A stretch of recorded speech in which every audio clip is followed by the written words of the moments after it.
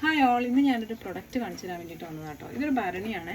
അപ്പോൾ നമ്മുടെ വീട്ടിൽ പണ്ട് ഉപ്പൊക്കെ ഇട്ട് വെച്ചിട്ടുണ്ടായിരുന്നു, ഒരു ഭരണിയിലായിരുന്നു. പിന്നെ ആ ഭരണി പൊട്ടിപ്പോയി കഴിഞ്ഞപ്പോഴത്തേനും പിന്നെ നമ്മൾ പ്ലാസ്റ്റിക് പാത്രത്തിലേക്ക് പയ്യെ അങ്ങോട്ട് മാറി. അപ്പോൾ ഞാനിപ്പോൾ റീസെൻ്റ്ലി ഒരു വീഡിയോയിൽ കുറച്ചുകൂടി ഉപ്പൊക്കെ ഇട്ട് വെക്കുന്നത് ഇങ്ങനത്തെ ഭരണികളിലാണ് നല്ലതെന്ന് ഞാൻ കണ്ടപ്പോഴാണ് ഞാൻ ഓർത്ത് നോക്കിയത്. നമ്മുടെ ഭരണി പൊട്ടിയിരിക്കുകയാണല്ലോ, സോ ഒരെണ്ണം വാങ്ങാമെന്ന്.